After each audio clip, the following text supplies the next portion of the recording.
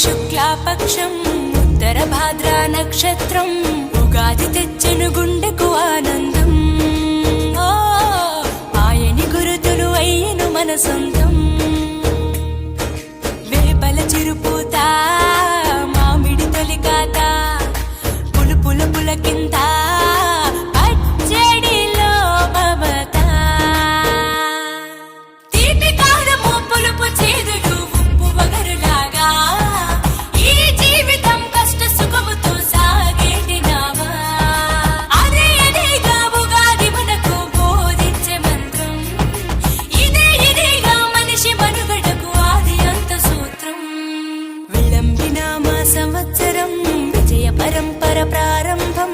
6 రుచులతో అయిను ఆరంభం. మనసుకు తెచ్చెను తరగని